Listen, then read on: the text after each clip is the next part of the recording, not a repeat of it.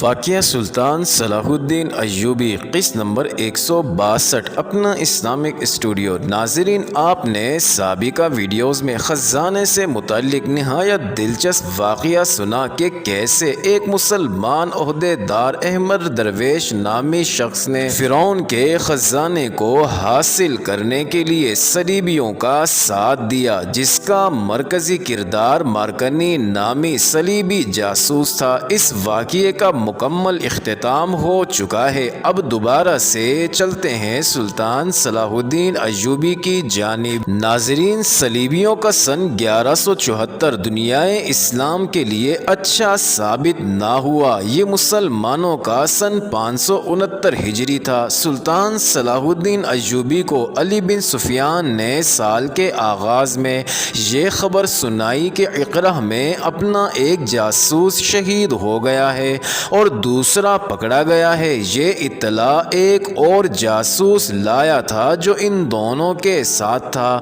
یہ جاسوس کچھ قیمتی معلومات بھی لایا تھا، لیکن ایک جاسوس کی شہادت اور دوسرے کی گرفتاری نے سلطان ایوبی کو پریشان کر دیا۔ علی بن سفیان بھاپ گیا کہ سلطان ایوبی کچھ زیادہ ہی پریشان ہو گیا ہے۔ ناظرین، عالم کفر جانتا ہے کہ سلطان صلاح الدین ایوبی جیسا مؤثر اور طاقتور ترین انٹیلیجنس سسٹم نہ دنیا میں پہلے تھا اور شاید نہ آج کے دور میں ایسا ہو۔ ناظرین، فوجی سراغ رسانی اور جاسوسی کا یہ ماہر سربراہ یعنی علی بن سفیان جانتا تھا کہ سلطان ایوبی نے سینکڑوں فوجیوں کی شہادت پر بھی کبھی پریشانی اور افسوس کا اظہار نہیں کیا، لیکن ایک چھاپا مار یا کسی ملک میں بھیجے ہوئے ایک جاسوس کی شہادت کی خبر سن کر اس کا چہرہ بجھ جایا کرتا تھا۔ اب ایک جاسوس کی شہادت اور ایک کی گرفتاری کی اطلاع پر علی بن سفیان نے سلطان ایوبی کے چہرے پر رنج کا تاثر دیکھا تو اس نے کہا، امیر محترم، آپ کا چہرہ اداس ہوتا ہے تو لگتا ہے سارا عالم اسلام ملول ہو گیا ہے۔ سارے عالم اسلام پر غم کے بادل چھا گئے ہیں۔ اسلام کی آبرو جانوں کی قربانی مانگتی ہے۔ ایک دن ہم دونوں کو بھی شہید ہونا ہے۔ ہمارے 2 جاسوس ضائع ہو گئے ہیں تو میں 2 اور بھیج دوں گا۔ یہ سلسلہ رک تو نہیں جائے گا؟ یہ سلسلہ رک جانے کا مجھے خدشہ نہیں علی، سلطان ایوبی نے رنجیدہ سی مسکراہٹ سے کہا۔ کسی چھاپا مار کی شہادت میرے ذہن میں یہ سوچ بیدار کر دیتی ہے کہ ایک یہ سرفروش ہیں جو ہماری نظروں سے اوجھل، وطن سے دور، اپنے بیوی بچوں، بہن بھائیوں اور ماں باپ سے دور دشمن کے ملک میں تنے تنہا اپنا فرض ادا کرتے ہیں اور جان کی قربانی دیتے ہیں، اور ایک یہ ایمان فروش ہیں جو گھروں میں بادشاہوں کی طرح رہتے، عیش و عشرت کرتے اور اسلام کی جڑیں کاٹنے میں اپنے دشمن کا ہاتھ بٹاتے ہیں۔ کیا آپ پسند فرمائیں گے کہ سالاروں، نائب سالاروں اور تمام کمانداروں کو باقاعدہ وعظ دیا جایا کریں؟ علی بن سفیان نے کہا، آپ انہیں مہینے میں ایک بار اسلام کی عظمت اور صلیبیوں کے عزائم کے متعلق وعظ دیا کریں۔ میرا خیال ہے کہ جن کا رجحان دشمن پروری کی طرف ہے، انہیں بتایا جائے کہ ان کا دشمن کون ہے اور کیسا ہے، تو وہ اپنے خیالات میں تبدیلی پیدا کر لیں گے۔ نہیں، سلطان ایوبی نے کہا، جب انسان ایمان بیچنے پر آتا ہے تو اس کے آگے قرآن رکھ دو تو وہ اس مقدس کتاب کو اٹھا کر ایک طرف رکھ دے گا۔ ایک طرف صرف الفاظ ہوں اور دوسری طرف دولت، عورت اور شراب، تو انسان الفاظ سے متاثر نہیں ہوتا۔ الفاظ نشہ دے سکتے ہیں، بادشاہی نہیں دے سکتے۔ ہماری قوم کے غدار بچے نہیں، وہ گنوار اور جاہل نہیں، وہ سب حاکم ہیں۔ فوج اور حکومت کے اونچے عہدے کے لوگ ہیں، وہ سپاہی نہیں، دشمن کے ساتھ ساز باز حاکم ہی کیا کرتے ہیں۔ سپاہی لڑتے اور مرتے ہیں، انہیں جھانسے دے کر بغاوت پر آمادہ کیا جاتا ہے۔ میں کسی کو وعظ اور خطبہ نہیں دوں گا۔ خطبے دینے والے حکمران دراصل کمزور اور بددیانت ہوتے ہیں۔ وہ قوم کا دل الفاظ سے اور جوشیلے خطبوں سے پرچایا کرتے ہیں۔ خطبے اور تقریریں کمزوری کی علامت ہوتی ہیں۔ میں فوج اور قوم سے یہ نہیں کہوں گا کہ ہم فاتح اور خوشحال ہیں، میں حالات کو بدلوں گا، پھر حالات بتائیں گے کہ ہم امیر ہیں یا غریب، فاتح ہیں یا شکست خوردہ۔ قوم اور فوج مجھ سے اناج مانگے گی تو میں انہیں الفاظ کی خوراک نہیں دوں گا، غداروں کو میں سزا دوں گا، انہیں جینے کے حق سے محروم کر دوں گا۔ علی بن سفیان مجھے الفاظ میں نہ الجھاؤ، اگر مجھے بولنے کی عادت پڑ گئی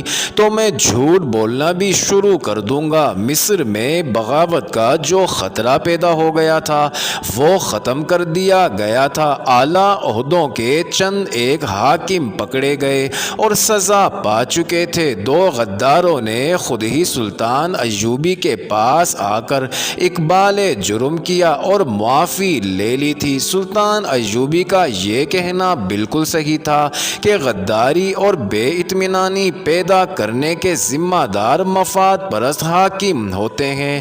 فوج اور قوم کو گمراہ کر کے سبز باغ دکھائے جاتے اور بغاوت پر آمادہ کیا جاتا ہے۔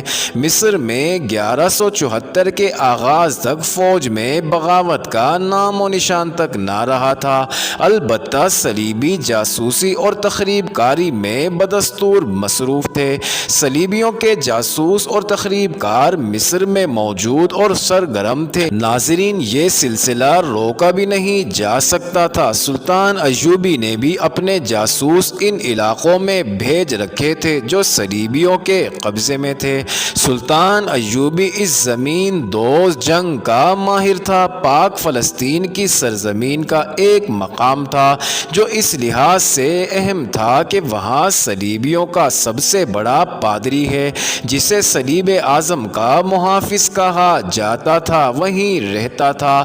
وہیں سے صلیبی کمانڈر ہدایات اور حوصلہ افزائی حاصل کرتے تھے، اور اقرا نامی جگہ اس دور میں صلیبیوں کی ہائی کمانڈ کا ہیڈ کوارٹر بن گیا تھا۔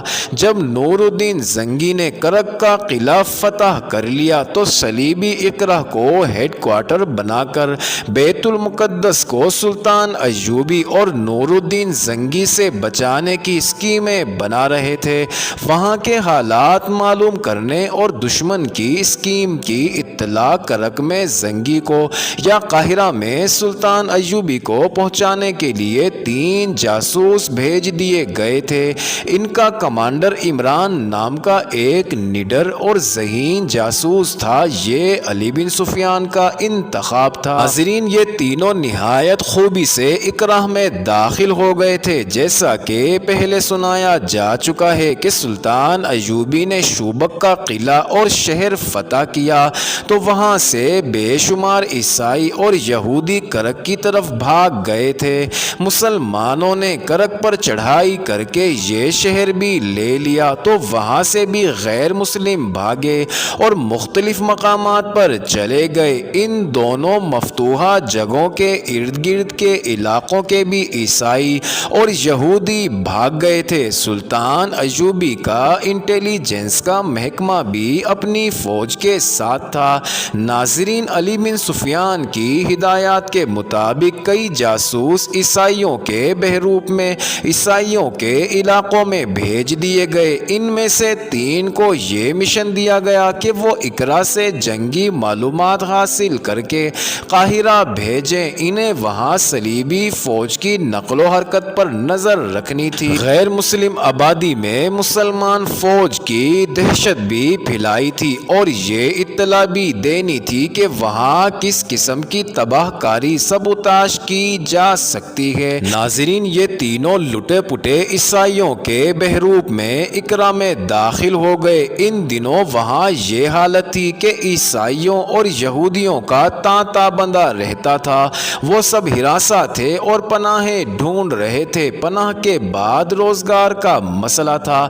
عمران اور ان کے دونوں جاسوسوں کو وہاں عیسائیوں کی حیثیت سے پناہ مل گئی۔ ناظرین، تینوں ذہین اور تربیت یافتہ تھے۔ عمران سیدھا بڑے پادری کے پاس چلا گیا، اپنے آپ کو کسی ایسے علاقے کا پناہ گزین ظاہر کیا جس پر مسلمانوں کا قبضہ ہو گیا تھا۔ اس نے اس طرح باتیں کی جیسے اس پر مذہب کا جنون طاری ہے اور وہ خدا کی تلاش میں مارا مارا پھر رہا ہے۔ اس نے کہا کہ اس کی بیوی اور بچے مسلمانوں کے ہاتھوں مارے گئے ہیں، اسے ان بچوں کا اور بیوی کا کوئی غم نہیں۔ اس نے بے تابی سے یہ خواہش ظاہر کی کہ وہ کلیسا کی خدمت کرنا چاہتا ہے، کیونکہ اس نے سنا ہے کہ خدا اور روحانی سکون کلیسا میں ہے۔ اس نے اپنا نام جان گینتھر بتایا اور میں نے تو اسلام قبول کر ہی لیا تھا۔ عمران نے پادری سے کہا، ان کے ایک مولوی نے کہا تھا کہ خدا مسجد میں ہے۔ میری بیوی اور میرے بچے مجھ سے نالاں اور شاکی تھے کہ میں کوئی کام کاج نہیں کرتا تھا، خدا اور روحانی سکون کی تلاش میں مارا مارا پھرتا رہتا تھا۔ میں خدا کے وجود پر یقین رکھتا ہوں، وہ خدا ہی تھا جس نے میری بیوی کو مسلمانوں کے ہاتھوں مروا کر اپنی پناہ میں لے لیا، کیونکہ جو اس کا خاوند تھا اسے روٹی نہیں دیتا تھا۔ وہ خدا ہی تھا جس نے میرے بچوں کو بھی سنبھال لیا، کیونکہ وہ ماں کے بغیر رہ نہیں سکتے تھے، اور میں جو ان کا باپ تھا ان کی طرف سے بے پرواہ تھا۔ میں مسلمان ہو چلا تھا مگر مسلمانوں نے میرے معصوم بچوں کو مار ڈالا،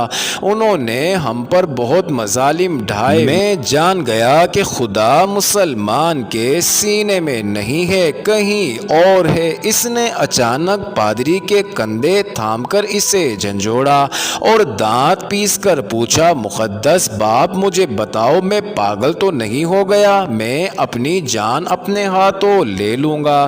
میں اگلے جہان تمہارا گریبان پکڑ کر خدا کے سامنے لے جاؤں گا اور کہوں گا کہ یہ شخص مذہبی پیشوا نہیں، ایک ڈھونگ تھا۔ اس نے مذہب کے نام پر لوگوں کو دھوکے دیے ہیں۔ اس کی ذہنی کیفیت ایسی ہو گئی کہ صلیب اعظم کا محافظ چونک پڑا۔ اس نے عمران کے سر پر ہاتھ رکھ کر کہا، تم میرے غمزدہ بیٹے ہو، خدا تمہارے اپنے سینے میں ہے، جو تمہیں خدا کے بیٹے کے معبد میں نظر آئے گا۔ تم عیسائی ہو جان گینتھر، تم اسی مذہب اور اسی روپ میں خدا کو پالو گے۔ تم جاؤ، ہر صبح میرے پاس آ جایا کرو، میں تمہیں خدا دکھا دوں گا۔ میں کہیں نہیں جاؤں گا مقدس باپ، عمران نے کہا، میرا کوئی گھر نہیں، دنیا میں میرا کوئی نہیں رہا، مجھے اپنے پاس رکھیں، میں آپ کی اور خدا کے بیٹے کے معبد کی اتنی خدمت کروں گا جتنی آپ نے بھی نہیں کی۔ معزز ناظرین، یہ انٹرسٹنگ ویڈیو جاری ہے، اگلی ویڈیو قسط نمبر 163 میں دیکھنا مت بھولیے گا۔